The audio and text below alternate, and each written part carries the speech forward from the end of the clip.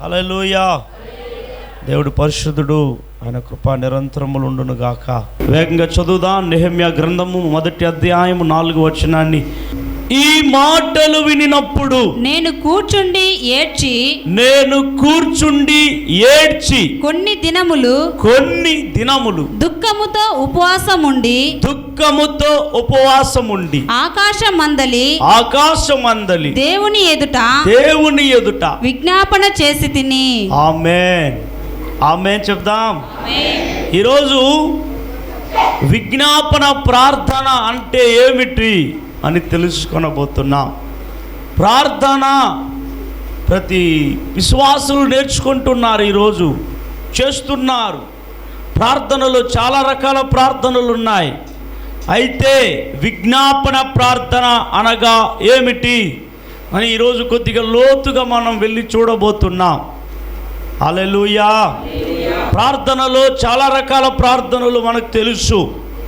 వ్యక్తిగతమైన ప్రార్థనలు ఉన్నాయి, కుటుంబ ప్రార్థనలు ఉన్నాయి, ఉపవాస ప్రార్థన ఉన్నది, మెలకువ ప్రార్థన ఉన్నది కదండి, నిలుచుండి ప్రార్థన, మోకాళ్ళతో ప్రార్థన, చేతులు పైకెత్తి ప్రార్థన, సాష్టాంగముగా నమస్కరించి ప్రార్థన, ఎన్నో రకరకాల ప్రార్థనలు మనకు కనబడుతున్నాయి.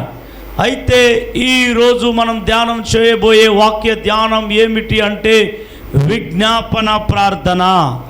విజ్ఞాపన ప్రార్థన అనగా ఏమిటి? విజ్ఞాపన ప్రార్థన ఎవరు చేశారు? ఆ విజ్ఞాపన ప్రార్థన చేయటం వల్ల వారికి ఏం కలిగెను? ఆ విజ్ఞాపన ప్రార్థన మనం ఎందుకు చేస్తున్నాం? ఆ విజ్ఞాపన ప్రార్థనలో మనం ఏమి పొందబోతున్నాం అన్న విషయాలను ఈరోజు మనం క్షుణ్ణముగా తెలుసుకోబోతున్నాం.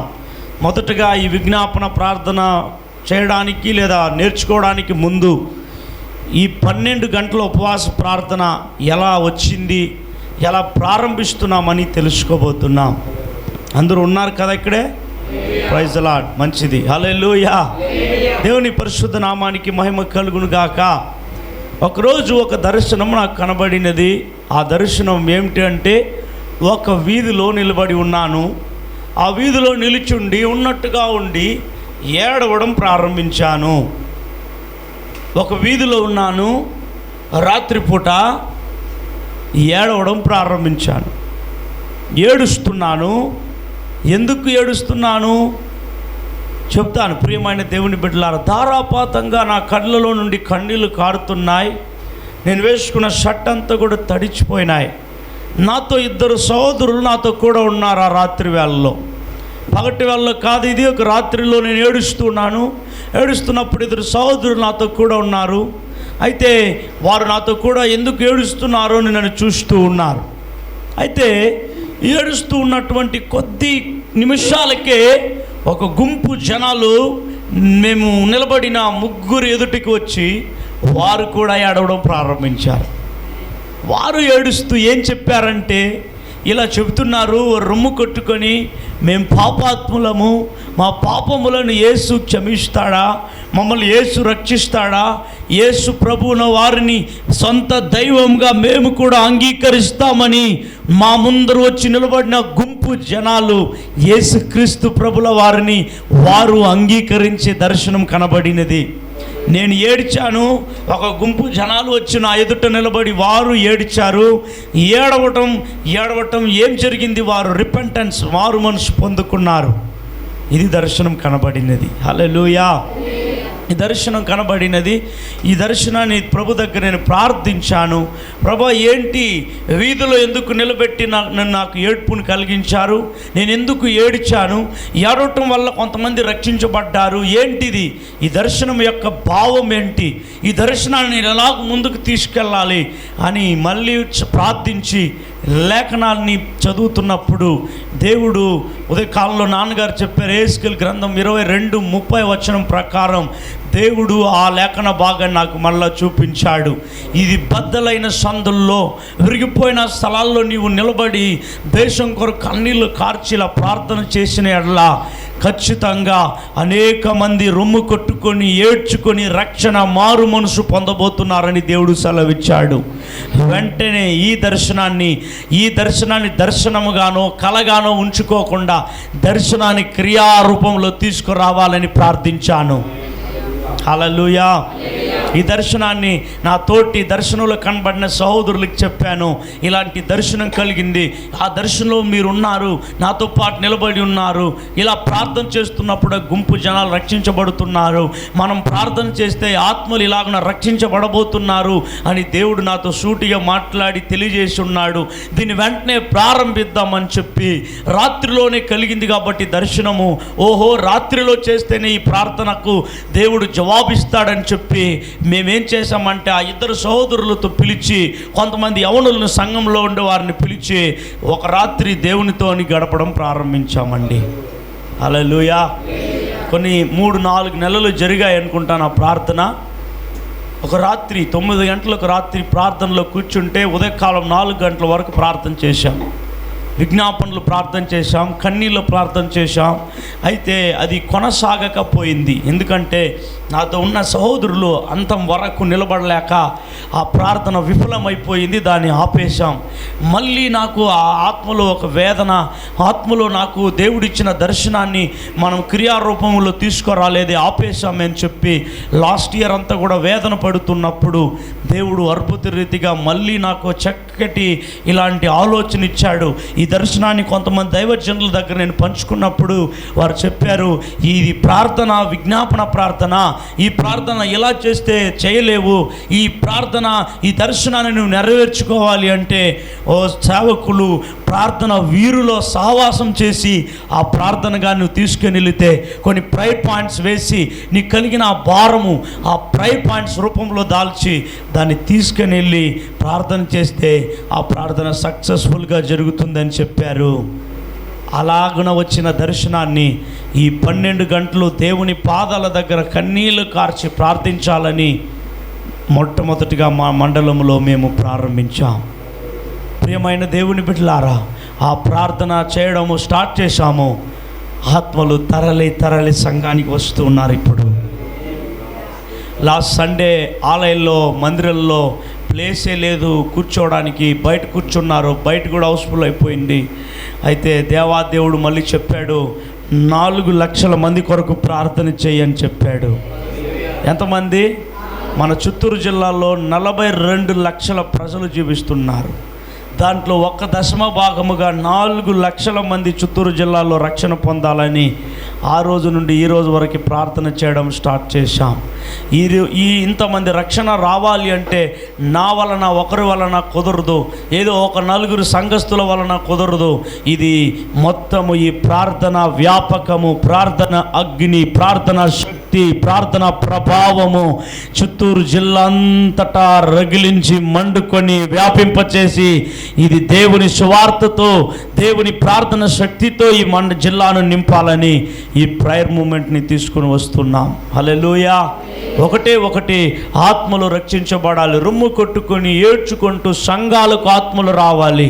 ఆత్మలు సంఘాలను వెదకి వరద వలె పొర్లుకుంటూ రావాలని ఈ ప్రార్థన విన్నపాలు వేసి ప్రార్థన చేస్తున్నాం. ఈ ప్రార్థన విజ్ఞాపనలో నా గురించో మా యొక్క ఫ్యామిలీ గురించో మా సొంత కార్యాల గురించో లేనే ఒక ప్రేయర్ పాయింట్ కూడా నశించిపోతున్న ఆత్మల కొరకు, రక్షణ కొరకు ఈ ప్రేయర్ పాయింట్, ఇక ప్రార్థన ఏర్పాటు చేయడం జరిగినది. ప్రియమైన దేవుని బిడ్డలారా, ఈ ప్రార్థన యుద్ధాన్ని మేము ప్రారంభించి జనవరిలో బంగారుపాలెంలో నేను సేవకులను కలవడానికి బయలుదేరుతున్నాను. గమనించండి జరిగినటువంటి పోరాటాలు. బయలుదేరుతున్నప్పుడు నేను ఇంట్లో నుంచి బయలుదేరాను. ఇంట్లో నుండి మా దగ్గరలోనే రిలయన్స్ పెట్రోల్ బంక్ ఉన్నది, అక్కడికి ఒక 1/2 కిలోమీటర్ దా ఉంటుంది. 1/2 కిలోమీటర్ నేను పెట్రోల్ పెట్టించుకోదామని చెప్పి వాహనాల్లో 2 వీలర్లో వెళ్ళి పెట్రోల్ కొట్టించుకున్నాను. సేవకులు కలవాలని ఒక దైవజనుడితో మాట్లాడాను అని చెప్పాడు. ఎంతమంది బంగారుపాలెంలో ఉన్నారు అందరితో ఈ దర్శనం చెప్దాం, అందరినీ ఒక స్థలాన్ని మండలానికి చేర్చి ప్రార్థన చేయడానికి నేను సిద్ధము, నేను ఈ దర్శనానికి ఓకే వెళ్దామని చెప్పినప్పుడు ఆయన బంగారుపాలెంలో సిద్ధంగా ఉన్నాడు. నేను పెట్రోల్ బంక్ దగ్గర నుంచి బయలుదేరడానికి సిద్ధంగా వెళుతూ ఉన్నప్పుడు ఏం జరిగిందంటే లెఫ్ట్ కళ్ళు ఏమైందంటే మంట కలిగింది. అలా నలిపాను, రెడ్ అయిపోయింది, కళ్ళు కారుతా ఉంది, నీళ్ళంతా కళ్ళల్లో. కళ్ళు తెరవడానికి కాలేదు, కళ్ళంతా క్లోజ్ అయిపోయింది లెఫ్ట్ ఐ. హల్లెలూయా చెప్పండి. ఇప్పుడు ఏం చేయాలి? నేను ముందుకు వెళ్ళాలా లేదా ఇంటికి వెళ్ళిపోవాలా అన్న ఆలోచనలో పడ్డాను. చూడండి, ఇది దర్శనం నెరవేర్చకుండా శత్రు తీసుకొచ్చిన ఆటంకం.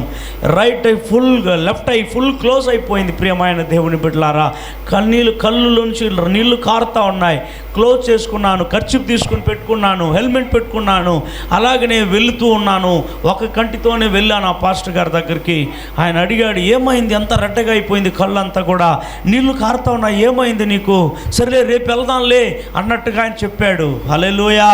నేను చెప్పాను, ముందుకు అడుగు పెట్టాను, నేను వెనకకి వెళ్ళడానికి నేను వెళ్ళలేను, ఖచ్చితంగా ఈరోజు సావుకులు దర్శించి వెళ్ళాలి, రేపటి నుంచి నాకు పరిచర్యలు ఎక్కువ ఉన్నాయి, నేను వీలు పడదు, ఈరోజే దర్శించాలి, ఈ నెలలోనే ఉపవాస ప్రార్థన పెట్టి తీరాలి కాబట్టి ముందుకు వెళ్ళాను. ప్రియమైన దేవుని బిడ్డలారా, అలాగనే 3 గంటల వరకు మేము తిరిగాం. దైవజనులు తిరిగి కలుసుకొని అందరూ రెస్పాన్స్ అయ్యారు. అందరూ ఒక తాటి మీదకి వచ్చారు పెడదామని చెప్పి. అలాగనే మంటతో అందరూ అడుగుతున్నారు, ఏమైంది కళ్ళు, నీకేమైంది? ఏమైనా పడిందా కళ్ళల్లో? ఏమైనా డస్ట్కి ఇష్టపడిందా? పురుగు ఏమైనా పడిందా? ఏమైందని అడుగుతున్నారు. ఏమవలే. కరెక్ట్గా ముగించుకొని నేను ఇంటికి తిరిగి 4 గంటలకు వెళ్ళాను. ఆ లోపల ప్రియమైన దేవుని బిడ్డలారా, మళ్ళీ ఇంటికి వచ్చే కాడికి మళ్ళీ బాగా అయిపోయింది కళ్ళు. స్తోత్రం. హల్లెలూయా చెప్పండి. నేను అనుకున్నాను, ఇది శత్రు యొక్క పన్నాగా, ఉపవాస ప్రార్థన చేయకూడదని చెప్పి, అనేక ఆత్మలు రక్షించబడకూడదని చెప్పి, నేను ముందుకు వెళ్ళకూడదని చెప్పి, నన్ను ఆపితే ఆ ప్రార్థన ఆగిపోతుందని చెప్పి నన్ను ఆపడానికి అలాగునా కలిగింది. అయినప్పటికీ అది ఆగలేదు. సుమారుగా 120 మంది కంటే ఎక్కువ ప్రార్థన యోధులు వచ్చి బంగారుపాలెంలో ప్రార్థన చేశాం. గొప్ప ఉజ్జీవము కలిగినది. గట్టిగా చప్పట్లు కొట్టి దేవునికి స్తోత్రాలు చెప్దాం. హల్లెలూయా.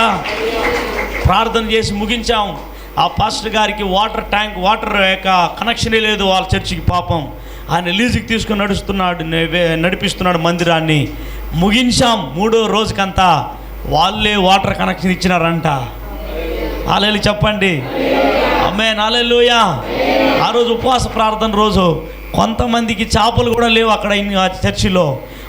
ఒక పెద్ద ఆయన దేవుడు అతనితో మాట్లాడి చేపలు కూడా ఆ సంఘానికి దేవుడు కొనిచ్చినాడంట. ఆ పాస్టర్ చెప్పినాడు, ఇక్కడ ఆరంభించబడినది మా సంఘం ఆశీర్వాదకరంగా ఉన్నదని చెప్పి ఎంతో సంతోషంగా 2 మండలాలకు ఆయన ప్రార్థనకు వచ్చాడు ఆ దైవజనుడు. ఆమేన్. హల్లెలూయా చెప్పండి గట్టిగా. అక్కడ ఫైర్ స్టార్ట్ అయిపోయింది. అగ్ని వాళ్ళ చర్చిలో మండుతూ రగులుతున్నది. అలాగనే యాదమారి మండలంలో గత నెలలో జరిగినది గమనించండి. ఇది చాలా పోరాటం, 2వ పోరాటం నాకు కలిగిన ఉపవాస ప్రార్థన చేయకుండా. 2nd సాటర్డే పెట్టాము. 10వ తారీఖున అయిపోయింది ప్రార్థన అంతటా. 8 గంటలకు తిరిగి ఇంటికి వచ్చాము. అద్భుత రీతిగా జరిగింది. అక్కడ సిఎస్ఐ బ్యాక్గ్రౌండ్ ఉన్నటువంటి సంఘాలు ఎక్కువ. వాళ్ళని కలిశాను, రవరెన్స్ని, ఏరియా చైర్మన్ కలవమన్నారు, అందరిని కలిశాను. అయితే వారు సహకరించలేదు రావటానికి. కానీ ఇండిపెండెంట్ సంఘాలు, కొంతమంది దైవజనులు, కొంతమంది సంఘ విశ్వాసులు సహకరించారు. ఆ ప్రార్థన జరిగింది, ముగించబడింది. తర్వాత మేము వెళ్ళిపోయాం. ఇంటికి వెళ్ళిపోయిన తర్వాత ఏమైంది తెలియదు. వెళ్ళాను, ఫ్లాట్ అయిపోయినాను. Praise lord. ఇంటికి వెళ్ళాను, అంతే సచ్చిన వాని వలె పడిపోయాను. లేవలేని పరిస్థితి. రాత్రి లేపుతున్నారు, ఎవరు లేపుతున్నారు నాకు తెలియలేదు. ఉదయకాలము సండే ఆరాధన. ప్రియమైన దేవుని బిడ్డలారా, ఎప్పుడు కూడా లేదు నా యొక్క పరిచర్య ఎక్స్పీరియన్స్లో, పరిచర్య దినాల్లో ఎప్పుడు లేదు. 7:38కి లేచాను ఆ రోజు. హల్లెలూయా.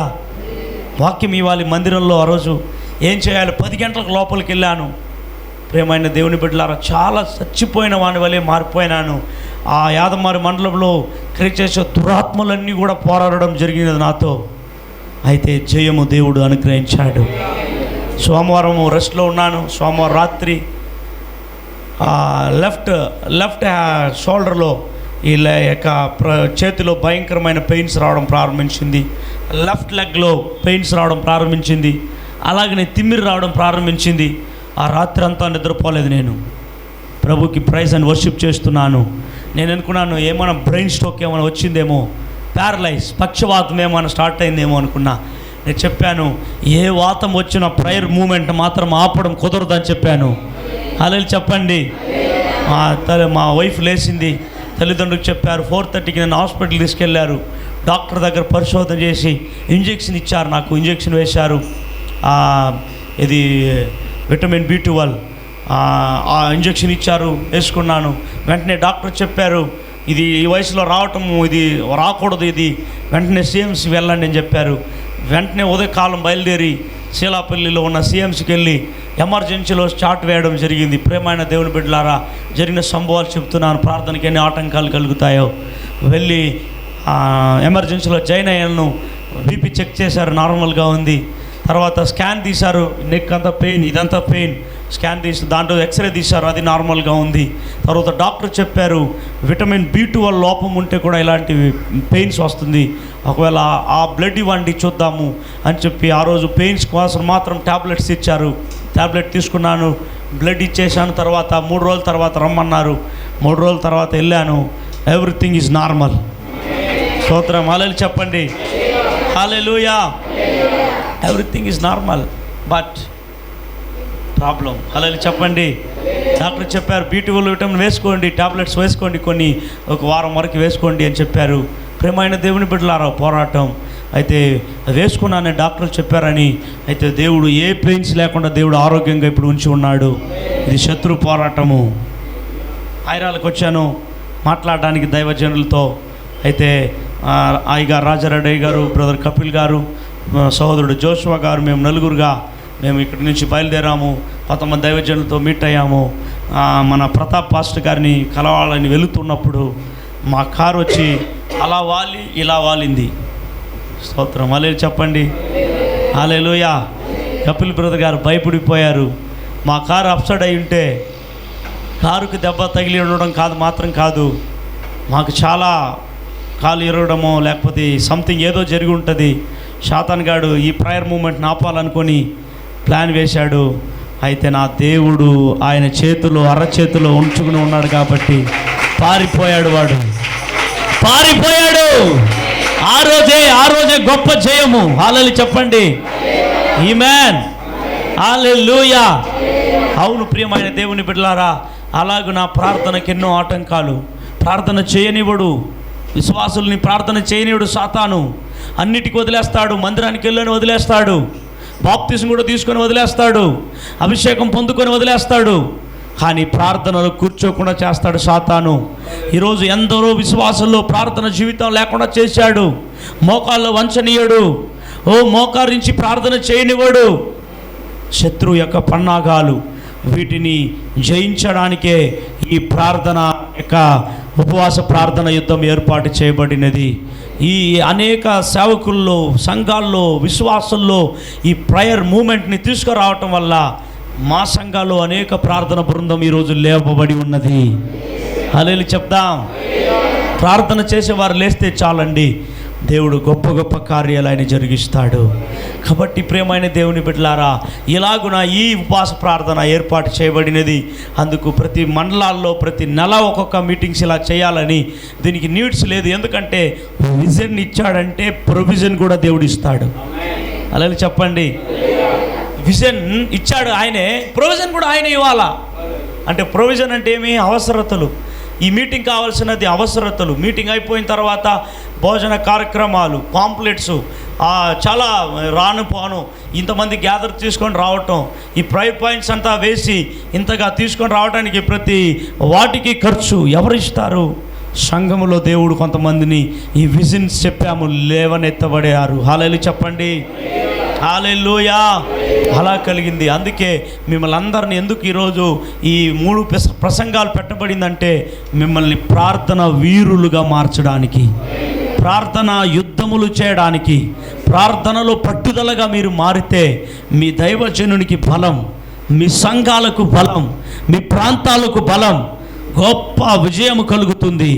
మీరు లేవాలి ప్రార్థన వీరులుగా. హల్లెలూయా చెప్దాం. కాబట్టి ఈరోజు ప్రార్థన విజ్ఞాపన గురించి నేను మెసేజ్ ఇవ్వబోతున్నాను వేగంగా. స్తోత్రం, హల్లెలూయా. ప్రార్థన విజ్ఞాపన. మనం యెహెమ్యా గ్రంథం 1:4 చదివాం. ఆ మాట మరలా చదువుకుందాం. విజ్ఞాపనకి వెళ్ళబోతున్నాం మనం. ఈ మాటలు వినినప్పుడు, చూడండి, మాటలు వినినప్పుడు కూర్చుండి ఏడ్చి కొన్ని దినములు దుఃఖముతో ఉపవాసముండి. ఆమేన్, హల్లెలూయా. ఇక్కడ నెహెమ్యా విన్నాడు. ఆ మాటలను వినినది నెహెమ్యా. కూర్చొని ఏడ్చింది నెహెమ్యా. ఉపవాసించి దుఃఖించింది నెహెమ్యా. విజ్ఞాపన ప్రార్థన చేసింది నెహెమ్యా. ఏ మాటలు విన్నాడు? యెరూషలేము గుమ్మములు కూలిపోయాయి, అగ్నిలో కాల్చివేయబడ్డాయి.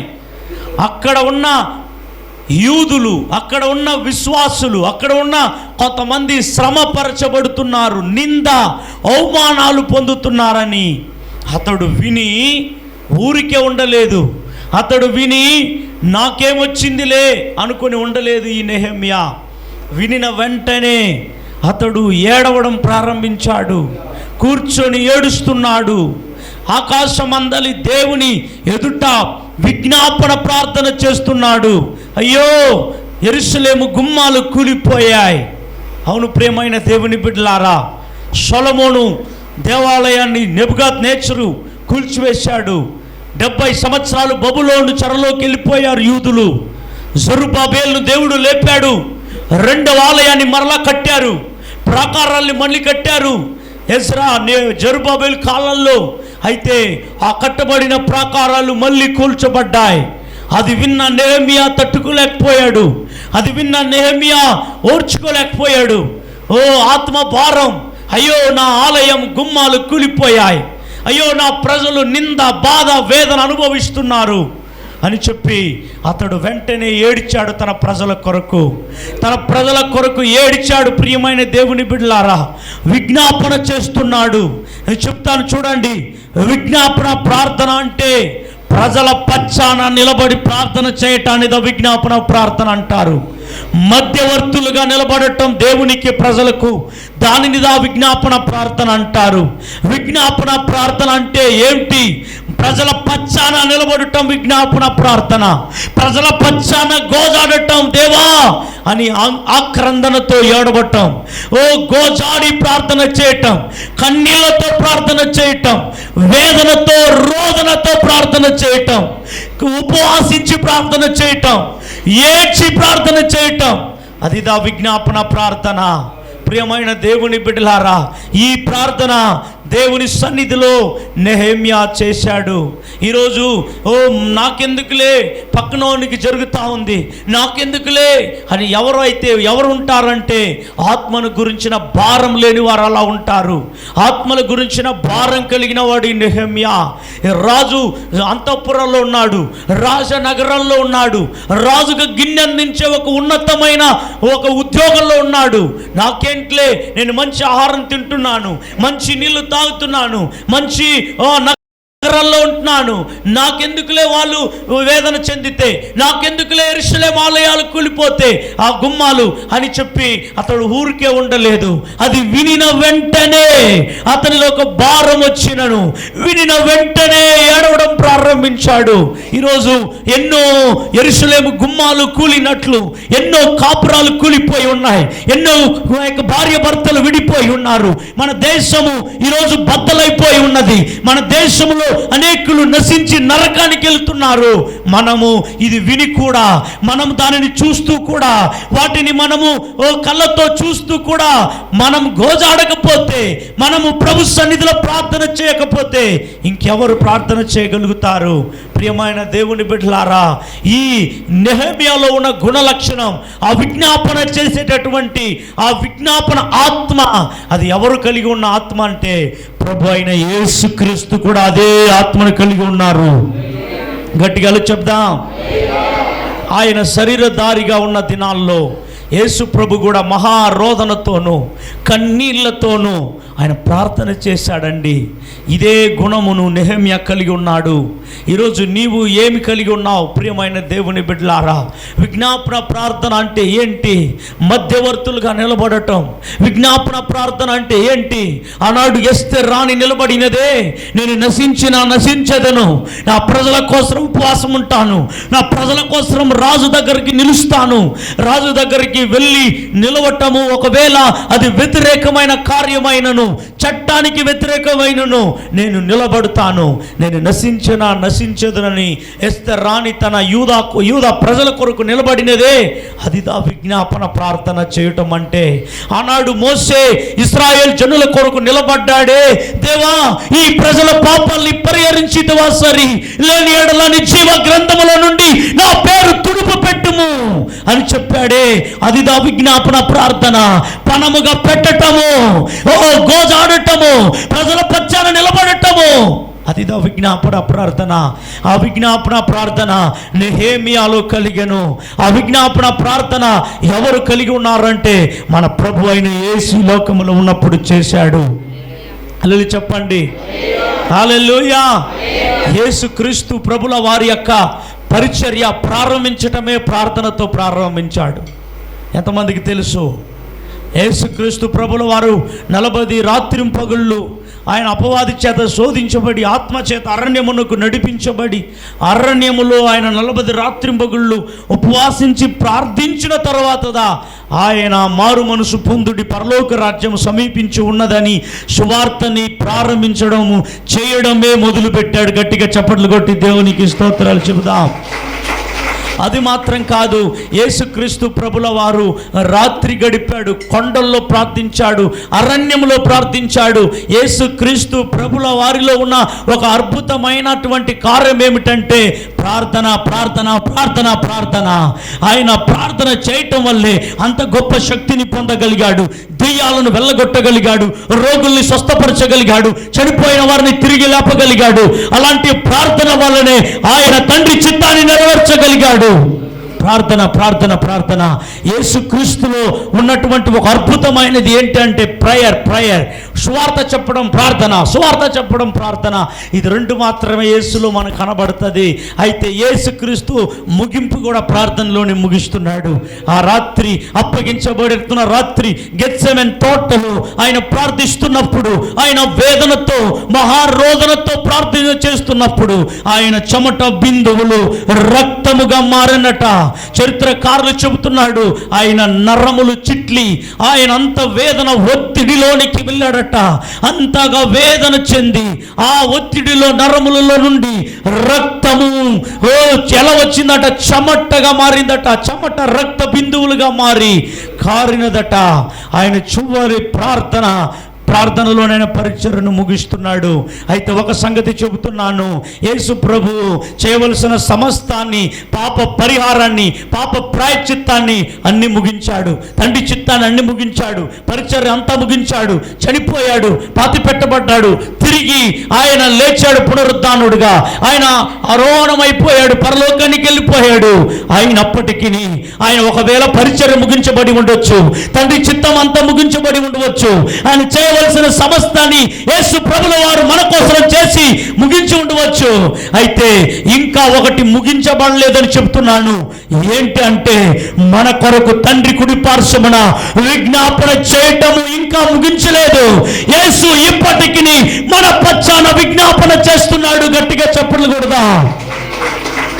రోమీలకు రాసిన పత్రిక 8:34 రాయబడినది, మన పక్షాన ఉత్తరవాదం చేస్తున్నాడు, మన పక్షాన ఆయన గోజాడుతున్నాడు జీసస్ క్రైస్ట్. ఇప్పటి వరకు కూడా అదే భాగాన్ని, అదే భారాన్ని ఈరోజు మనం పంచుకుంటున్నాం.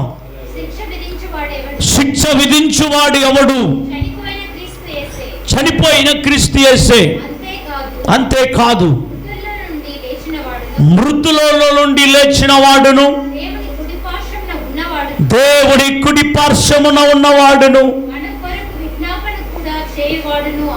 మన కొరకు విజ్ఞాపన చేస్తున్నాడు. హలో సిస్టర్, హలో బ్రదర్, ఈ లోకం కొరకు నశించిపోతున్న ఆత్మలు రక్షించబడాలని ఇప్పుడు కూడా ఆయన విజ్ఞాపన చేస్తున్నాడు. అలా చెప్పండి గట్టిగా. ఆయన విజ్ఞాపన చేస్తున్నాడు. విజ్ఞాపన భారం కలిగి ఇప్పుడు కూడా తండ్రి కుడి పార్శ్వంలో గోజాడుతున్నాడు. ఆ మాదిరినే మనం చేస్తున్నాం. ఆయన సేవ భారాన్ని మనం ఇప్పుడు చేస్తున్నాం. ఆయన వదిలిపోయిన సేవ అని సేవ మాత్రమే చేస్తున్నారు కానీ ఆయన ప్రార్థన చేశాడే, ఆయన విజ్ఞాపనలు చేశాడే, వాటిని ఈరోజు సంఘం మర్చిపోయింది, సేవకులు మర్చిపోయారు. అవును ప్రియమైన దేవుని బిడ్డలారా, ప్రార్థన శక్తిలో పుట్టినవాడు గొప్పగా దీవించబడతాడు. నేను కూడా ప్రార్థనలో పుట్టిన వ్యక్తిని. 2004 సంవత్సరంలో పరిపూర్ణమైన రక్షణ పొందుకున్నాను. బైబిల్ గ్రంథాన్ని తీశాను, చదువుతున్న దినాల్లో చెబుతున్నాను. ఆ చివరి దినాల్లో నేను అప్పుడే బైబిల్ చేత ఆకర్షించబడ్డాను, క్రీస్తు చేత ఆకర్షించబడ్డాను. అప్పుడు నా జీవితమే క్రీస్తుతో ఆ జర్నీ ప్రారంభించబడినది. ఫస్ట్ వాక్యము చదవటము నేర్చుకున్నాను. అనుదినము ప్రతిరోజు గంటల తరబడి వాక్యం చదివాను. అధ్యాయాలు చదవడం ప్రారంభించాను. ప్రియమైన దేవుని బిడ్డలారా, ఒక రోజుకి గంట సేపు మోకాళ్ళ ప్రార్థన చేయడము నేర్చుకున్నాను నేను నా జీవితంలో. అలా ప్రార్థనలో నేను పుట్టుకొని వచ్చినటువంటి దైవజనుని. అయితే అది కాలక్రమేణా పరిచర్యకి ఎక్కువగా వాలిపోవటం వల్ల ఆ ప్రార్థన కుంటుపడి తగ్గిపోయింది. ఆ ప్రార్థన జీవితం అంటే టోటల్గా ఫుల్గా తగ్గిపోలేదు. ప్రార్థన న్యూట్రల్కి వచ్చేసాను. ప్రార్థన దేవుడు నన్ను మరలా ఈ దర్శనం ఇచ్చాడు.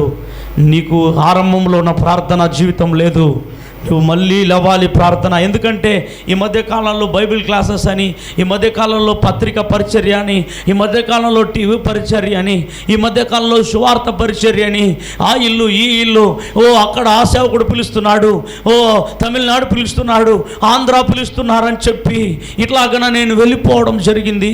దేవుడు నన్ను హెచ్చరించాడు. ఏమన్నాడంటే, నువ్వు నా పాదాల దగ్గర కూర్చొని ప్రార్థన చేయాలని, నన్ను మరలా బలపరచడానికి కొరకే ఆ దర్శనాన్ని దేవుడిచ్చాడు. ఆ దర్శనము నేను మాత్రం బలపడడం కాదు, సంఘం బలపడాలి. సంఘం బలపడడం కాదు, నా మండలం బలపడాలి. నా మండలం బలపడడం కాదు, నా జిల్లా బలపడాలి. జిల్లా బలపడడం కాదు, దేశం బలపడాలని చెప్పి మళ్ళీ ఆ ప్రార్థన ఆత్మను, ఆ విజ్ఞాపన అభిషేకాన్ని కుమ్మరించి ఉన్నాడు.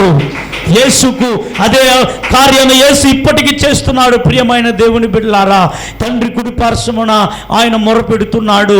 ఆ భారాన్ని నీవు నేను తిరిగి పంచుకోవాలి. హల్లెలూయా చెప్పండి గట్టిగా. హల్లెలూయా, హల్లెలూయా చెప్దాం. 1 యోహాను 2వ అధ్యాయం 1వ వచనంలో మన కోసం ఉత్తరవాదం చేస్తున్నాడట. విజ్ఞాపన అనగా ఏంటి తెలుసా? విజ్ఞాపన అనగా ఇంగ్లీష్లో ఇంటర్సెషన్ అంటారు. ఇంటర్సెషన్, విజ్ఞాపన చేయడం అనగా ఇంటర్సెషన్ అంటారు. లాటిన్ భాషలో ఇంటర్సీడో అంటారు. లాటిన్ భాషలో విజ్ఞాపన్ని ఇంటర్సీడో అంటారు. విజ్ఞాపన్ని హీబ్రూ భాషలో పాగా, పగ కాదు పాగా, హీబ్రూ భాషలో పాగా అంటారు. గ్రీకు భాషలో ఎంటుగానో అంటారు. ఎంటుగానో అనగా అర్థం ఏమిటి? పాగా అనగా అర్థం ఏమిటి? విజ్ఞాపన అని అర్థము. విజ్ఞాపన అనగా ఏంటి చెప్పాను ఆల్రెడీ అప్పుడే. మధ్యవర్తం చేయటం, మధ్యస్థుడుగా నిలబడటం, వారి పచ్చాన ఏడవటం, వారి పచ్చాన మధ్యస్థంగా నిలబడి ఒకరిని ఒకరు మళ్ళీ సమాధానపరచటం, ఇన్ని అర్థాలు వస్తుంది విజ్ఞాపన అనగా. ఆ విజ్ఞాపన క్రీస్తు చేశాడు, క్రీస్తు ఇప్పటికీ చేస్తున్నాడు. దానిని నువ్వు చేసినప్పుడు నీవు క్రీస్తు చిత్తాన్ని నెరవేరుస్తున్నావని అర్థం. దాన్ని నువ్వు చేసినప్పుడు క్రీస్తు భారాన్ని పంచుకుంటున్నావని అర్థం. ఇది సాధారణమైన ప్రార్థన కాదు, ఇదేదో మామూలు ప్రార్థన కాదు. దేశం కొరకు ప్రార్థన చేయడానికి, బద్దలైన సందులు మళ్ళా కట్టబడ్డానికి, కూలిపోయిన ప్రాకారాలు మళ్ళీ కట్టబడాలని దేవుని సన్నిధిలో నిలబడ్డానికి మనం వచ్చి ఉన్నాం. హల్లెలూయా. 1 యోహాను 2:1 చదవండి. నా చిన్న పిల్లలారా, నా చిన్న పిల్లలారా, మీరు పాపము చేయకుండుటకై ఈ సంగతులను మీకు వ్రాయుచున్నాను. ఎవడైనను పాపము చేసిన ఎడల నీతిమంతుడైన యేసుక్రీస్తు అను ఉత్తరవాది తండ్రి యొద్ద మనకున్నాడు. గట్టిగా చప్పట్లు కొట్టి దేవునికి స్తోత్రాలు అర్పిద్దాం. మన తండ్రి యొద్ద ఉన్నాడు. చూడండి, యేసు ప్రభు పరలోకాన్ని విడిచి మాంసధారిగా శరీరధారిగా ఈ భూలోకానికి వచ్చి ఆయన చేయవలసిన త్యాగం, ఆయన పొందవలసిన గాయం, పొందవలసిన అవమానం, పొందవలసిన సమస్తాన్ని మన కొరకు పొంది ఇప్పుడు కూడా మౌనంగా ఉన్నాడా? చూడండి, ఆయన తండ్రి కుడి పార్శ్వములో విజ్ఞాపన చేస్తున్నాడు, ఉత్తరవాదం చేస్తున్నాడు. ఈ లోకంలో ఎవరైనా ఉన్నారా అలాగున ఉత్తరవాదం చేసేవారు? మన యేసు ఉత్తరవాదం చేస్తున్నది. ఇప్పటికీ అది చేయడానికి మనం ఈరోజు వచ్చి ఉండేది. ఆ విజ్ఞాపన చేసేవాడు సాధారణమైన వాడు కాదు, ఉత్తరవాదం చేయడానికి వచ్చిన వాడు. నేను అప్పుడే చెప్పాను, మనం కూడి వచ్చిన మనం పారిపోయే వాళ్ళం కాదు, పారగొట్టే వాళ్ళం అని చెప్పాను. నేను చెప్పాను అప్పుడే, ఓడిపోయే రకం కాదు, మనం ఓడించే రకము. మనము భయపడే రకము కాదు, సింహములే గర్జించే రకం. విన్నపం చేస్తున్నాం. ఇది ఎవరి యొక్క విజ్ఞాపన తెలుసా? ప్రభు చేస్తున్న పనిలో మనము పాలి భాగస్థులవుతున్నాం. ప్రభు తీసుకుంటున్న భారములో మనము కూడా ఆ భారాన్ని తీసుకుంటూ ప్రభు పచ్చ నిలబడుతున్నాం. మా ప్రజలు రక్షించు, మా మండలాన్ని రక్షించు. అందుకుదా మన విజ్ఞాపన ప్రార్థన చేస్తున్నాం. అదిదా విజ్ఞాపన ప్రార్థన అంటే. హల్లెలూయా చెప్పండి. ఇంకా సింపుల్గా చెప్పాలంటే విజ్ఞాపన ప్రార్థన అంటే ఇతరుల కొరకు చేయడం దా విజ్ఞాపన ప్రార్థన. ఆమేన్. విజ్ఞాపన ప్రార్థన అంటే మన కోసం చేసుకునేది కాదు, ఇతరుల కోసం చేసేదిదా విజ్ఞాపన ప్రార్థన. ఇతరుల కోసము విన్నవించేదిదా విజ్ఞాపన ప్రార్థన. అవును ప్రియమైన దేవుని బిడ్డలారా, యేసు అని ఉత్తరవాదం చేస్తున్నాడు. హెబ్రూస్ చాప్టర్ 7:25 కూడా యేసు ప్రభుల వారు విజ్ఞాపన చేస్తున్నాడట. చూడండి, హెబ్రీలకు రాసిన పత్రిక 7వ అధ్యాయం 25వ వచనం. ఈయన తన ద్వారా దేవుని యొద్దకు వచ్చి వారి పక్షమున విజ్ఞాపనము చేయుటకు నిరంతరము జీవించుచున్నాడు గనుక జీవిస్తున్నాడు గనుక వారిని సంపూర్ణముగా రక్షించుటకు శక్తిమంతుడై ఉన్నాడు. ఆమేన్. హల్లెలూయా. ఆయన పచ్చమందున్నాడు, మన పచ్చమందున్నాడు. ఆయన తండ్రి పచ్చములో ఉన్నాడు. ఎందుకంటే మనల్ని రక్షించడానికి, రక్షించబడిన ప్రతి వారు సంపూర్ణులుగా ఉండాలని, ఆ పరలోకాన్ని సొంతం చేసుకోవాలని, ఆయన రాకడకై సిద్ధపడి ఉండాలని ఎంతోమంది ఆత్మలు బాప్తిసము పొంది రక్షించబడి అభిషేకించబడి కొంత దినాలు ఉండి మళ్ళీ పాపంలో పడిపోయే వాళ్ళు ఎంతోమంది ఉన్నారు. మళ్ళీ యేసుని విసర్జించే వాళ్ళు ఎంతోమంది ఉన్నారు. మళ్ళీ వెనుదిరిగిపోయే వాళ్ళు ఎంతోమంది ఉన్నారు. దేవుణ్ణి వదిలిపెట్టేవారు ఎంతోమంది ఉన్నారు. కనుక రక్షించబడిన ప్రతి వారు సంపూర్ణులు అవ్వాలని తండ్రి పచ్చము, మన పచ్చములో తండ్రి దగ్గర ఆయన విజ్ఞాపన చేస్తున్నాడు ప్రభుల వారు. హల్లెలూయా చెప్పండి. హల్లెలూయా. అవును ప్రియమైన దేవుని బిడ్డలారా, హెబ్రీయులకు రాసిన పత్రికలో 5వ అధ్యాయం 7వ వచనంలో శరీరధారిగా ఉన్న దినాల్లో కూడా అదే చేశాడు. ఆయన శరీరధారి అయి ఉన్న దినాల్లో మహారోదనతోను, మామూలుగా కాదండి. చాలా మంది చెప్తారు, ఎందుకు ఏడిచి ప్రార్థన చేయాలనా, ఎందుకు అరిసి ప్రార్థన చేయాలనా, నెమ్మదిగా చేస్తే చాలదా, ఎందుకు గోజాడాలనా? మనము మనసులో మనకి ప్రార్థన రాకముందే దేవునికి తెలుసు కదా. చాలామంది చెప్పేది స్తోత్రం. హల్లెలూయా. యేసు ప్రభు శరీరధారి అయిన దినాల్లో ఎట్లా ప్రార్థన చేశాడంటే చూడండి, మహారోదనతో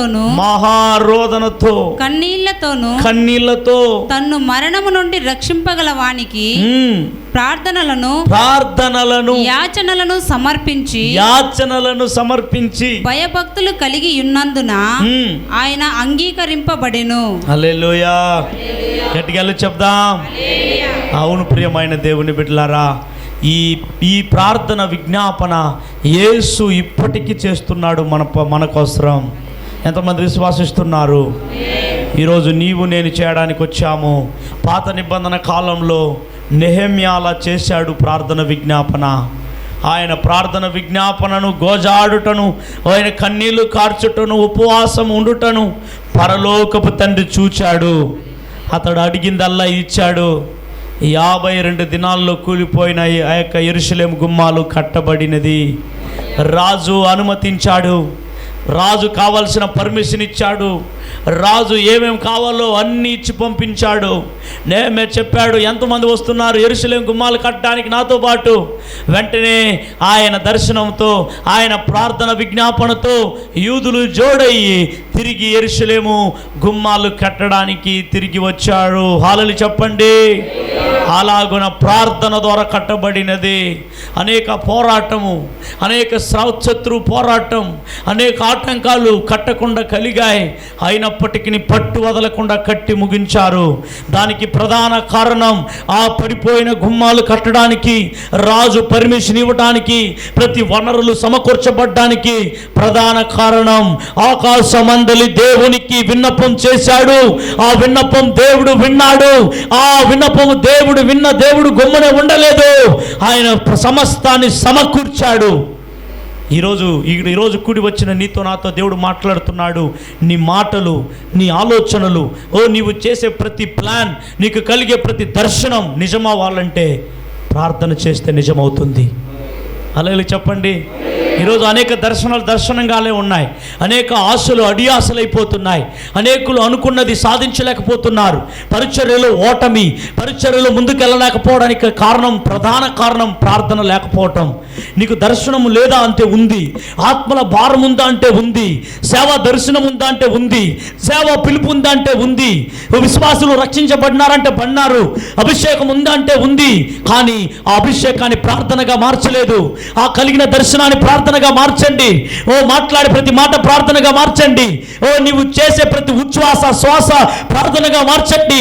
అప్పుడు సక్సెస్ను చూస్తావు. గట్టిగా చప్పట్లు కొట్టి దేవునికి స్తోత్రాలు చెప్దాం. ఆమేన్, హల్లెలూయా. ప్రార్థన, విజ్ఞాపన ప్రార్థన ఆయన దగ్గర నువ్వు చెప్పేస్తే ఆయన అన్నీ నెరవేర్చి దయచేస్తాడు. ఈరోజు అనేక ప్రార్థన, కొంతమంది అనేక సేవలు ముందుకెళ్ళకపోవడానికి ప్రధాన కారణం ఏంటి తెలుసా? నాకు కలిగిన దర్శనము నాకు, నా భార్యకు, నా తల్లిదండ్రులకు, నా సంఘానికి, అందరికీ తెలియాల. చాలామందికి ఆయనకి పిలుపు ఏం పిలుపో వాళ్ళ భార్యకే తెలియదు. ఆయన ఏ దర్శనం కలిగాడో వాళ్ళ భార్యకే తెలియదు, వాళ్ళ పిల్లలకి తెలియదు, వాళ్ళ సంఘానికి తెలియదు. అందుకే సంఘస్థులు ఎందుకు ఇవ్వాలి కానుక? సంఘస్థులు ఎందుకు ఇస్తారు నీకు కానుక? నీ దర్శనం ఏమో చెప్పావా? నీ దర్శన భారం ఏమో చెప్పావా? నీ దర్శనాన్ని పంచుకొని చూడు. నీ దర్శనం యొక్క భారాన్ని చెప్పి చూడు. నీ భార్యకి ప్రార్థన చేస్తుంది. హల్లెలూయా చెప్పండి. హల్లెలూయా. అవును ప్రియమైన దేవుని బిడ్డలారా, ఖచ్చితంగా అది చెప్పి చూడండి. సంఘములో నుండియే ఆ దర్శనానికి ఇస్తారు. కానుకలు ఇచ్చేది సేవకుని కోసం కాదు. కానుకలు ఇచ్చేది సేవకునికి కలిగిన దర్శనాన్ని సక్సెస్ చేయడానికే కానుకలు ఇస్తారు. హల్లెలూయా చెప్పండి. సంఘంలో చెప్పాను అంతే, ఈ దర్శనాన్ని చెప్పాను, పరుగెత్తి అందరూ వస్తున్నారు. నేను భీమూట తీసిస్తాను, ప్రతి నెల నేను కానుకలు ఇస్తాను, నేను అది సహాయం చేస్తాను. సహాయం ఎలా వస్తుంది? ఆ దర్శనం ఇక్కడ వాళ్ళు కళ్ళారా చూస్తున్నారు ఆ దర్శనాన్ని. ప్రియమైన దేవుని బిడ్డలారా, దర్శనము ప్రతి వారికి పాలు పంచాలి. వారిని యేసు ఏ విధముగా ఆయనలో పాలు పొందాలో సంఘము కూడా సేవకుల దర్శనములో భార్య, పిల్లలు, అది ప్రతి వారికి చెప్పండి. ఖచ్చితంగా మీ పిల్లలు ఆ దర్శనాన్ని ఖచ్చితంగా చేస్తారు. నీ భార్య సహకరిస్తుంది, నీ భర్త సహకరిస్తాడు, నీ కుటుంబం సహకరిస్తుంది, నీ సంఘం సహకరిస్తుంది. ఆ దర్శనం నెరవేరుతుంది. గట్టిగా చప్పట్లు కొట్టి దేవునికి స్తోత్రాలు చెప్దాం. హల్లెలూయా. హల్లెలూయా చెప్పండి. ఆమేన్. గట్టిగా చెప్దాం. హల్లెలూయా. Everything vision. ప్రభు పాదాల దగ్గర ప్రార్థన చేసి ముందుకెళ్ళడమే ఆయన పరిచర్యలో కొనసాగుతున్నది. కనుక ఈ నెహెమ్యా విజ్ఞాపన చేశాడు, యెరూషలేము గుమ్మాలు కట్టుకున్నాడు. నీవు ప్రార్థన చేయి, నీ కుటుంబాన్ని కట్టుకుంటావు. నీవు ప్రార్థన చేయి, నీ సంఘాన్ని కట్టుకుంటావు. మనం అందరం కలిసి ప్రార్థన చేసి మన దేశాన్ని కట్టుకుంటాం. హల్లెలూయా చెప్పండి. యేసు ఇప్పటికీ చేస్తూనే ఉన్నాడు. ఆయనతో పాటు మనం కూడా కలుసుకొని చేద్దాం. చివరి మాట చదువుకునే ముగిస్తాను ప్రసంగ భాగాన్ని. 1 తిమోతి 2వ అధ్యాయంలో పౌలు తిమోతికి రాసేటప్పుడు, కుర్రవాడా, యవనుడా, నువ్వేం చేయాలి చెప్తున్నాడు చూడండి. 1 తిమోతి 2వ అధ్యాయం 1 నుంచి కొన్ని 3 వచనాలు చదువుకున్నాం. మనమంట సంపూర్ణ భక్తి మాన్యతయు కలిగి నెమ్మదిగాను మనము సుఖముగాను బ్రతుకు నిమిత్తము మనం బ్రతకాలంటే అన్నిటికంటే ముఖ్యముగా వినండి అమ్మా. ఈరోజు అయ్యో ఇంతసేపు దేశం కోసం ప్రార్థన చేసాం, ఏం కలుగుతుంది మనకి ప్రయోజనం, మనకి ఏమొస్తుంది అనుకొని వచ్చావా? గొప్ప ఆశీర్వాదాలు, ఏమేమి ఆశీర్వాదాలు ఉన్నాయి చూడండి అక్కడ. నువ్వు సంపూర్ణ భక్తి వస్తుంది నీకు. విజ్ఞాపన ప్రార్థన చేస్తే నీకు సంపూర్ణ భక్తి, మాన్యత అనగా క్వాలిటీ. నీ జీవితం క్వాలిటీ కలిగిందిగా మారుతుంది, మంచి మాన్యత కలిగిన వాడుగా మారుతావు. నెంబర్ 2, నెమ్మదిగాను. నువ్వు నెమ్మది వస్తుంది నీకు, సుఖముగాను బ్రతుకుతావు. బ్రతుకాల నిమిత్తము నువ్వు బ్రతకాలంటే, అలా బ్రతుకు కావాలంటే, అలా సౌఖ్యము, అలా నెమ్మది, అలా మాన్యత, అలా నీకు సంపూర్ణ భక్తి నీకు కావాలి అంటే నిమిత్తము మనుషులందరి కొరకును. ఏమమ్మా? మనుషులందరి కొరకును, రాజుల కొరకును, అధికారులందరి కొరకును విజ్ఞాపనలను ఏం చేయాలంట? విజ్ఞాపన. ఏం చేయాలి? ఇప్పుడే అదే చేస్తున్నాం. ఇంతమంది పరిశుద్ధులు దైవజనులు 6 ప్రైర్ పాయింట్స్గా చేశారే, ఇవన్నీ విజ్ఞాపన. హల్లెలూయా చెప్పండి. హల్లెలూయా. అవును ప్రియమైన దేవుని బిడ్డలారా, ఇలాంటి ప్రార్థన బృందాలు లేవు ఈనాటి దినాల్లో. ఎక్కువగా ఫెలోషిప్లు ఎక్కువైపోయినాయి. ఈరోజు గిఫ్ట్ మీటింగ్స్ ఎక్కువైపోయినాయి లోకంలో. ఈరోజు వీటిని నేను కూడా అనుకున్నాను, పాస్టర్స్ ఫెలోషిప్ స్టార్ట్ చేద్దామని చెప్పి. అయితే నా ఆలోచన అది నా తపన. అయితే దేవుని దర్శనం కలగనే లేదు నాకు, దేవుడు నాకు అనుమతి ఇవ్వనే లేదు పాస్టర్స్ ఫెలోషిప్ చేయడానికి. హల్లెలూయా చెప్పండి. 3 సంవత్సరాలుగా నేను చేద్దాం అనుకుంటున్నా, కానీ చేయలేకపోతున్నా. అది నా యొక్క అవిధేయత కాదు, నాకు సామర్థ్యం లేదని కాదు. దేవుడు ఏది దర్శనంలో చెప్తాడో ఆ పరిచర్యనే చేస్తా, కానీ వేరే ఒకటి చేయను. ఒకరు చేస్తున్నారని చేద్దామని రకం కాదు. ప్రభు దగ్గర ఏమి చెబుతాడో అదిదా చేయాలి. హల్లెలూయా చెప్పండి. ఆమేన్. హల్లెలూయా. ఈరోజు ఇది దేవుని దర్శనం కాకపోతే మీ ఇంతమంది వచ్చి ఉంటారా? పాస్టర్, మా దైవజనులు, పరిశుద్ధులు, సేవలో అద్భుతంగా వాడబడుతున్నటువంటి అన్నగారు అసలు మాట్లాడాల, ఫోన్లో చెప్పామంతే. ఎందుకు వచ్చారు తెలుసా? నేను పిలిచానని రాలే, ఇది దేవుడి దర్శనం అని దేవుడే అతన్ని పంపించున్నాడు. పాస్టర్ ప్రతాప్ గారు వచ్చారు, పాస్టర్ ఇమ్మానుయేల్ గారు వచ్చి ప్రార్థన చేసిపోయారు. ఈరోజు ఇంతమంది మీరందరూ సేవ విశ్వాసులు కూడి వచ్చి ప్రార్థన చేస్తున్నారు. ఇది నేను క్రియేట్ చేసిన ప్రార్థన విజ్ఞాపనలు కాదు, ఇది నాది కాదు. నాకు కలిగిన దర్శనం, ప్రభించిన దర్శనం. ఆ దర్శనంలో మీరందరూ పాలి వాళ్ళు అవుతున్నారు. ఆ దర్శనాన్ని పంచుకోవడానికి వచ్చారు. గట్టిగా చెప్దాం. మీకు నెమ్మది రాదా? మీ కుటుంబాలు నిజంగా కట్టబడతాయి, మీ కుటుంబాలు నిజంగా నెమ్మది వచ్చేస్తుంది. మీరింటికి వెళ్ళి చూడండి ఎంత నెమ్మదిగా ఉంటారో. హల్లెలూయా. ఆ మాట నెమ్మదిగాను ఉండు నిమిత్తము చేసి మీరు అందరి కొరకు విజ్ఞాపనలను యాచనలు చేసి ఏం చేయాలట? కృతజ్ఞతాస్తుతులను చేయవలనని హెచ్చరించుచున్నాను. ఇది మంచిది. ఇట్లా చేసేది ఏమంట? మంచిది. ఎవరికి చెప్పండి? ఎవరికి? మంచిది. మన రక్షకుడగు దేవుని దృష్టికి అనుకూలమైనదునై ఉన్నది. హల్లెలూయా. ఎవరికి అనుకూలమైన ప్రార్థన ఇది? నీకు నాకు అనుకూలమైందే కాదు. నిజమా కాదా? పస్తుండి ఉపవాసం ఉండి నీళ్లు దాక్కుండా కదా, భోజనం తినకుండా 12 గంటలు కూర్చోనడం నీకు అనుకూలమా? మనకు అనుకూలమా? ఇది ఎవరికి అనుకూలం? ఇది మన కష్టమే, కానీ ఎవరికి అనుకూలం?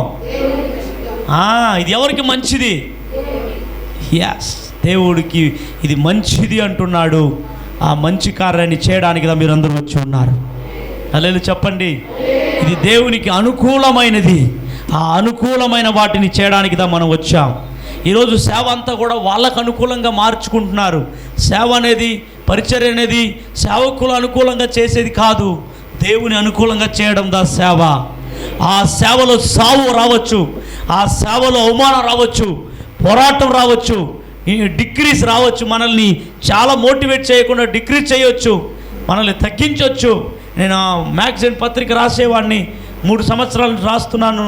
ప్రేమ ఆగస్టు వస్తే 4వ సంవత్సరం పెడుతుంది. ఆరంభ దినాల్లో నాకు రాయడం చేత కాదు, కానీ దేవుడు రాయమని నన్ను ప్రేరేపించాడు. రాయడం చేత కాదు, చాలా స్పెల్లింగ్ మిస్టేక్స్ వచ్చేది. కొంతమంది దైవజనులను చూసి పైనుంచి కింద వరకు చూసి వెటకారంగా చూసేవాళ్ళు.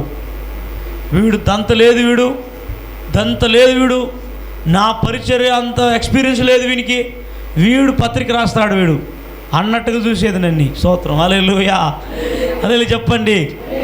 నీకు ఇది సెంటెన్స్ రాయడమే చేత కాలేదే నీకు అని చెప్పేవాళ్ళు, ఇదంతా తప్పులే ఉన్నాయని చెప్పేవాళ్ళు. స్తోత్రం, హల్లెలూయా చెప్పండి. నిజం, నేను చెప్తున్నానండి. నేను ఎక్కువ మంది దైవజనులతో నాకు ఎక్కువ పరిచయిస్తులు, పెద్ద పెద్ద వాళ్ళతో, ప్రేమైన దేవుని బిడ్డలారా. కానీ ఎందుకంటే కొన్ని అనుభవాలు నేర్చుకోవడానికి ఉంటున్నాను, కానీ వారు పెద్ద పెద్దోళ్ళు అని చెప్పేసి వాళ్ళు నేను తల మీద పెట్టుకోను. పెద్ద ఆయన మాత్రమే నాకు. హల్లెలూయా చెప్పండి. కొన్ని అనుభవాలు, కొన్ని ఎంకరేజ్ ఇస్తారని నేను చేరితే ఇలాగంతా నన్ను డిక్రీజ్ చేశారు. అయితే నేను వెనుకంజ వేయలేదు. ప్రభువా, ఆ దైవజనులు చెప్తున్నారు నాన్న, నేను ఎక్కడ నాకు తెలియలేదు, నాకు నేర్పించండి. నేను ఇంకా ఎలా రాయాలో నాకు నేర్పించండి నాయన. ఇది నీవిచ్చిందైతే దీన్ని ప్రతి నెల రాయటానికి నాకు శక్తి కావాలి, నాకు దానికి కావలసిన కృప కావాలి, దానికి కావలసిన నీడ్, ప్రతి నెల కావాల్సిన 4,000 రూపాయలు ఖర్చు అవుతుంది దానికి.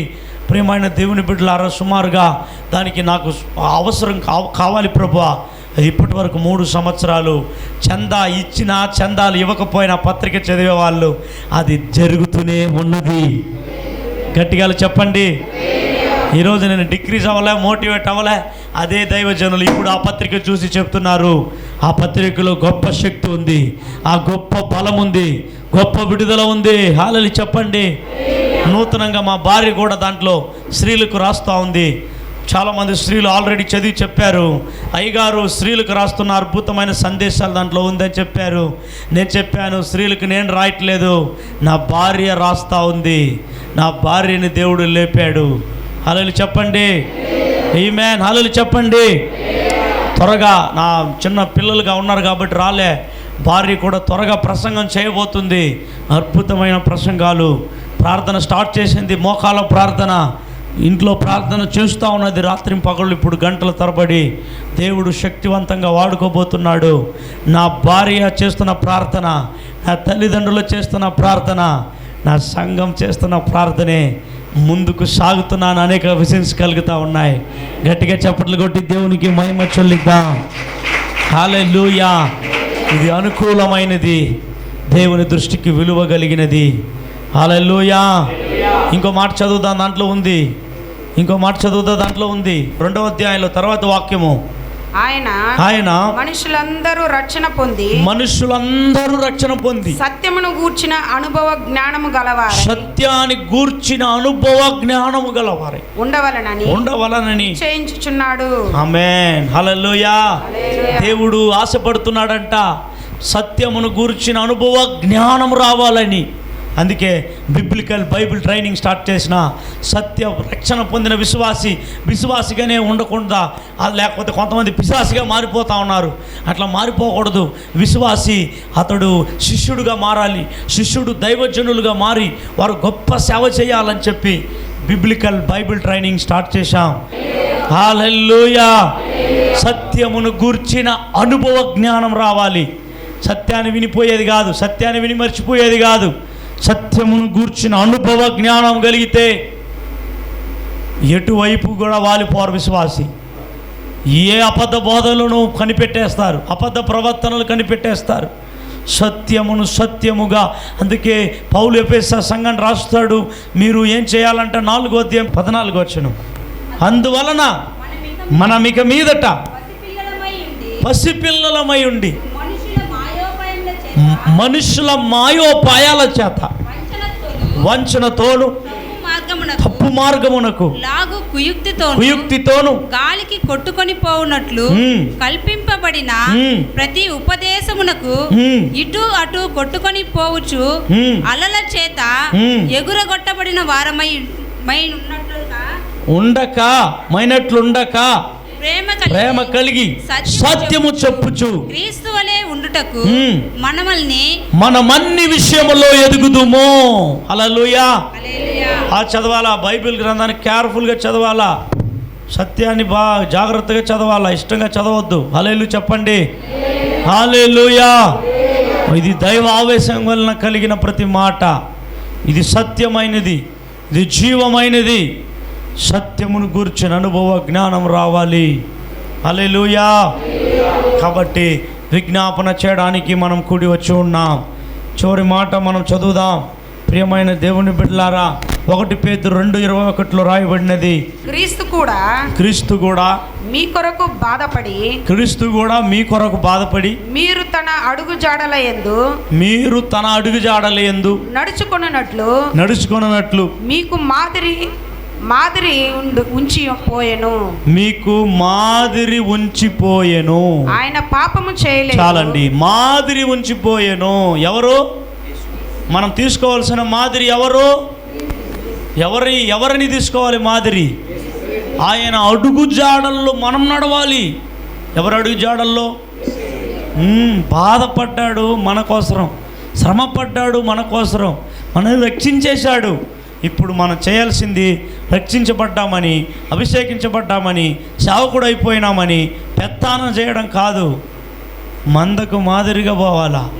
మనం ఈరోజు సేవకుడు అయిపోయిన వరాలు ఉన్నాయని కాదు, మనం ఆయన అడుగుజాడలో నడవాలా, మనం ఆయన మాదిరిని ఫాలో అవ్వాలా. యేసు ఎలాంటి మాదిరిని ఫాలో అయ్యాడు, ఎలాంటి మాదిరి చేశాడు మనకి ముందు అంటే, ఆయన సేవయే ప్రార్థన, సేవ ప్రారంభం ప్రార్థన, సేవ ముగింపు ప్రార్థన, సేవ అంతటా ప్రార్థన. సేవ అయిపోయిన తర్వాత కూడా ఇప్పుడు కూడా తండ్రి కుడి పార్శ్వములో మన కోసం ఏం చేస్తున్నాడు? విజ్ఞాపన చేస్తున్నాడు. ఆ మాదిరిని మనము కూడా తీసుకొని ప్రార్థన చేయడానికి మనమందరం సమావేశమయ్యాం. అదిదా మన మాదిరి. అందరూ లేచి నిలబడదామా? అదిదా మన మాదిరి. ఈ వేళలందరూ కూడా కళ్ళు ముద్దామా? ఈరోజు మనం గోజాడదామా? విజ్ఞాపన చేయడానికి వచ్చానయ్యా, ఈ విజ్ఞాపన ఆత్మ నాకు ఇంకా కుమ్మరించండి అయ్యా. విజ్ఞాపన చేయడానికి వచ్చిన నీవు నేను కూడా ఆ రేసులో అలాగిన గెలిచిన వారుగా, విజ్ఞాపన చేయువారుగా మారుదాం. ఇంకా ఈరోజు వరకు విజ్ఞాపన చేయలేదా? నీ తల్లి కొరకు ప్రార్థన చేయలేదా? నీ తండ్రి కొరకు ప్రార్థన చేయలేదా? నీ భార్య కొరకు, నీ భర్త కొరకు, నీ పిల్లల కొరకు, నీ పక్కింటి కొరకు, నీ ముందరింటి కొరకు ప్రార్థన చేయలేదా? ఈరోజే నీ జీవితం విజ్ఞాపన జీవితంగా మారాలి. నువ్వు బస్సులో కూర్చుంటే ఈ బస్సులో ఉండే వారిని అందరూ రక్షించని చెప్పాలి. నీ సోదరుడు, నీ సోదరి రక్షణ కొరకు ప్రార్థన చేయాలి. నీవు చూస్తున్న ప్రతి వ్యక్తిని చూసినప్పుడల్లా రక్షించు అని ప్రార్థన చేయాలి. అదిదా విజ్ఞాపన చేయటం. ఇప్పుడే గోజాడే ప్రార్థన ఆత్మను కుమ్మరించు నాయన. ఇక్కడ సాధారణంగా ఒకవేళ వచ్చి ఉండవచ్చు. ప్రార్థన వీరులుగా మారాలి, విజ్ఞాపన వీరులుగా మారాలి, గోజాడే వీరులుగా మారాలి, ప్రార్థన యుద్ధం చేసేవారుగా మారాలి. ఎంతమంది ఈరోజు ప్రార్థన భారం, యేసుక్రీస్తును మాదిరిని ఎంతమంది వెంబడించబోతున్నారు? యేసుక్రీస్తు చేస్తున్న ఆ మాదిరిని ఎంతమంది వెంబడించబోతున్నారు? ఇప్పుడే చేతులను దేవుని వైపు జాపదామా? దేవాది దేవుని వైపు చూద్దామా? కళ్ళు మూసి గోజాడదామా? దేవా నేను కూడా ఆ యొక్క విజ్ఞాపన చేయటంలో నీతో పాలివాడవుతాను నాయన. క్రీస్తుతో మనం పాలివాళ్ళము. క్రీస్తు మన కోసరం తండ్రి కుడి పార్శ్వంలో విజ్ఞాపన చేస్తున్నాడు. ఈరోజు నీవు నేను అలా చేస్తానని నన్ను నమ్మి దేవుడు రక్షించాడు. నన్ను నమ్మి మార్చుకున్నాడు. ఆయన బిడ్డగా ఎందుకు మార్చుకున్నాడంటే క్రీస్తు వలె నీవు కూడా విజ్ఞాపన చేస్తావని, నలిగిపోతున్న ఆత్మల కొరకు విజ్ఞాపన చేస్తావని పౌలు తిమోతికి చెప్తున్నప్పుడు చెప్పాడు. మనుషులందరి కొరకు ప్రార్థన చేయాలి, విజ్ఞాపన చేయాలి, యాచన చేయాలని చెప్పాడు. పౌలు తిమోతికి చెప్పిన మాట ఆయనకు మాత్రమే కాదు, అది మనందరికీ ఆ మాట వర్తిస్తున్నది. ఈ రోజే విజ్ఞాపన చేయి. నీకు నెమ్మది లేదా? విజ్ఞాపన చేయి. ఇతరుల కొరకు ప్రార్థన చేయి. స్నేహితుడు కొరకు యోబు ప్రార్థన చేశాడు, అతని దీనస్థితి మారినది కదా. ఈరోజు నీవు ప్రార్థన చేసి వెళ్ళు.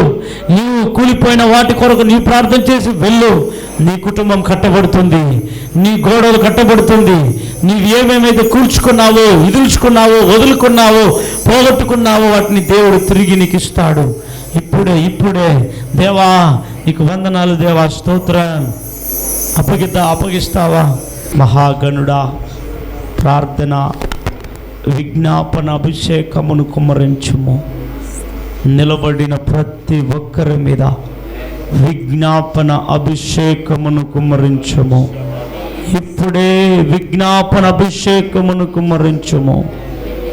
రిదా కమల షదోని అక్క పాప ఒక్కొక్కరి మీదకి దేవుని విజ్ఞాపన వీరులుగా మార్చబోతున్నాడు. ఒక్కొక్కరిని దేవుని ఆత్మతో నింపబోతున్నాడు. ఒక్కొక్కరిని దేవుని అగ్ని జ్వాలలుగా మార్చబోతున్నాడు. దేవుని మహిమ శక్తి ఇప్పుడే ఒక్కొక్కరిని మంటలుగా మండించబోతున్నాడు. ఇప్పుడే అగ్ని రవ్వగా దేవుడు మిమ్మల్ని మార్చబోతున్నాడు.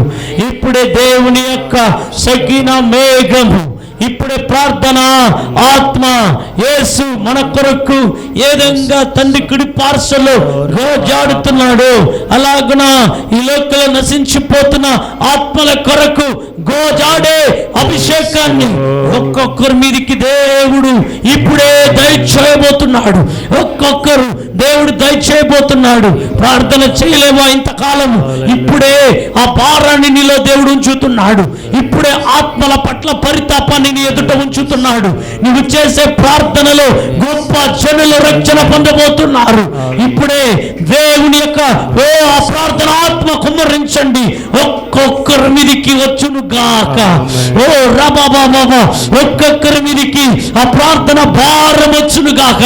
ఓ సంఘాలను బట్టి, సేవకులను బట్టి, ఓ నలిగిపోతున్న ఆత్మలను బట్టి ప్రార్థన వీరులుగా మారుస్తున్నారు. ప్రార్థన వీరులుగా మారుస్తున్నారు. ఈ ప్రార్థన శక్తి ఒక్కొక్కరిని నింపుతున్నారు. ఒక్కొక్కరిని అనాయింట్ చేస్తున్నారు. Thank you Jesus, thank you Jesus, thank you Jesus, thank you Jesus, thank you holy ghost, thank you holy ghost, thank you holy ghost. పరిశుద్ధాత్ముడా, ఒక్కొక్కరిని ప్రార్థన విజ్ఞాపనాత్మను మీలో ఉన్న భారాన్ని ఒక్కొక్కరి మీద ఉంచుతున్నారు. ఇప్పుడే ఎవ్రీబడీ దేవుని ఆత్మతో, దేవుని మహిమతో, దేవుని శక్తితో నింపండి. గంటలుగా ప్రార్థించే ప్రార్థన వీరులు లేవనెత్తుము. ఇక్కడి నుండే లేవనెత్తుము. ఓ గంటలుగా నీ పాదాల దగ్గర ఉండిపోయే అనుభవం, గంటలుగా గోజాడే అనుభవం ఒక్కొక్కరికి కల్పించండి. మీరు అలా కల్పిస్తున్నందుకు వందనాలు, బలపరుస్తున్నందుకు వందనాలు. యేసు నామములో ప్రార్థించి వేడుకొనిచున్నాం తండ్రి. గట్టిగా చప్పట్లు కొట్టి దేవునికి స్తోత్రం. హల్లెలూయా.